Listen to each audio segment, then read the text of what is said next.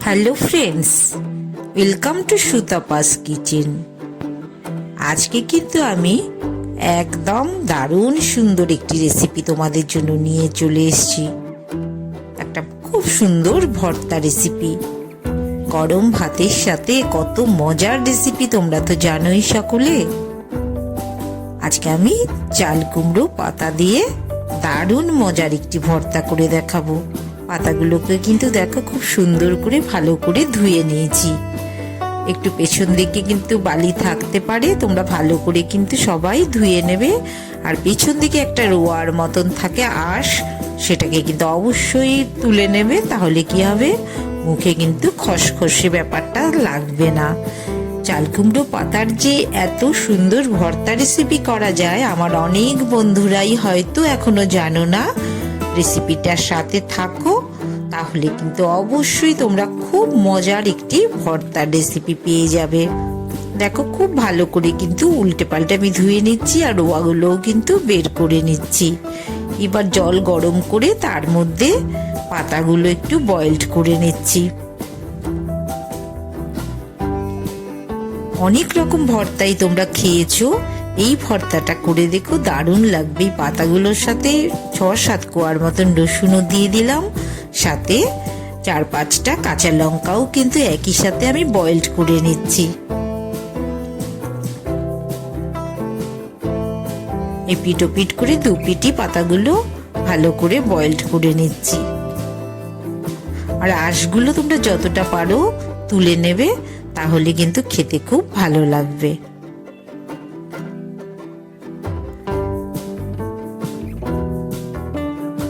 অনেকটাই বয়েলড হয়ে এসছে, পাতাগুলো দেখো একদম নরম হয়ে এসছে।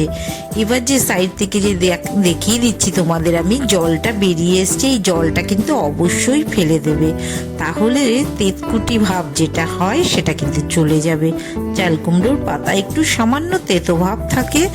এই যে গরম জলটা ফেলে দিলে, এই যে হাত দিয়েও নিংড়ে আমি জলটা ফেলে দিচ্ছি, যাতে কোনো রকম তিতো ভাব না থাকে। এবার আমি, তোমরা ইচ্ছে করলে এটা ম্যাশ করেও করতে পারো, আমি সুবিধার্থে একটুখানি একটা মিক্সিং জারে আমি একটু গ্রাইন্ড করে নিচ্ছি। পাতাগুলোর সাথে কিন্তু কয়েক কোয়া রসুনও আছে, কয়েকটা কাঁচা লঙ্কাও আছে। এবার রসুন কাঁচা লঙ্কাগুলোও আমি দিয়ে দিলাম, আমি কিন্তু ভালো করে গ্রাইন্ড করে নেব।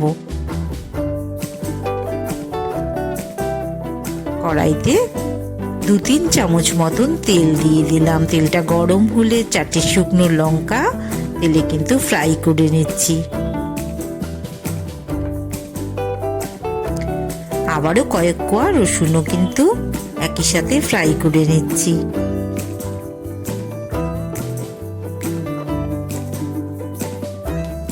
উঁচু করে বেশ বড় সাইজের একটা পেঁয়াজ আমি কেটে রেখেছিলাম, পেঁয়াজটাকেও কিন্তু ফ্রাই করে নেব। একটু বেশি পরিমাণ তেল দিয়েই কিন্তু পেঁয়াজগুলো নরম করে ভাজতে হবে।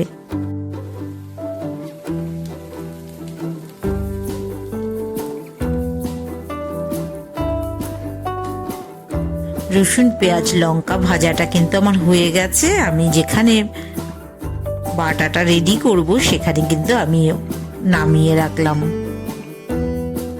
এই ভাজা মশলাগুলো একটা চামচ দিয়ে আমি একটু ফাটিয়ে রাখছি।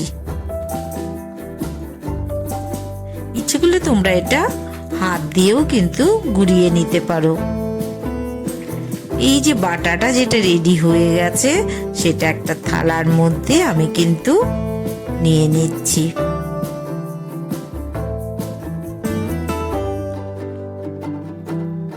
কড়াইতে আবারও সামান্য একটু তেল দিয়ে দিলাম।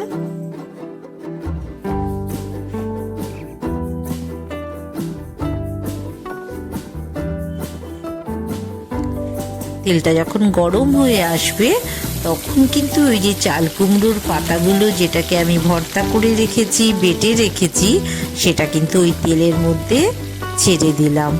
এই যে বাটাটা, এটা কিন্তু তেলে ফ্রাই করে নিচ্ছি। 1 চামচ মতন লবণ মিশিয়ে দিলাম। তোমরা যারা কাঁচা খেতে ভালোবাসো তোমরা কিন্তু অবশ্যই সেদ্ধটা ম্যাশ করে সেটাও কিন্তু খেতে পারো, কিন্তু একটু তেলে ভেজে নিলে এটা অনেক বেশি আমার মনে হয় সুস্বাদু হয়। তাই একটু ভর্তাটাকে আমি একটু তেলে নাড়িয়ে নিচ্ছি। অনেকটাই হয়ে এসছে। 1 চামচ মতন চিনি মিশিয়ে দিলাম, আর একটু আঠা আঠা করে নিচ্ছি।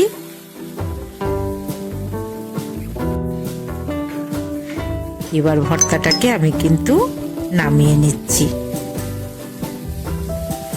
ওই যে ভাজা পেঁয়াজ, রসুন, শুকনো লঙ্কা তা দিয়ে মেখে নিলেও কিন্তু ভর্তাটা রেডি হয়ে যাবে। এবার এই ভর্তাটার সাথে আমি ওই যে ভাজা যেগুলো রাখা আছে সেগুলো কিন্তু একটু মাখিয়ে নিচ্ছি।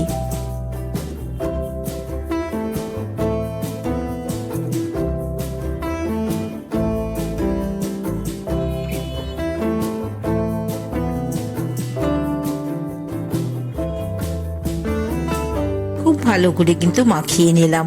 তোমরা কিন্তু এখানেই ভর্তাটা অনেকেই কমপ্লিট করে নিতে পারো। একটু কাঁচা তেল মিশিয়ে দিলে আরো ভালো লাগবে, তাই আমি কিছুটা কাঁচা তেল মিশিয়ে দিলাম।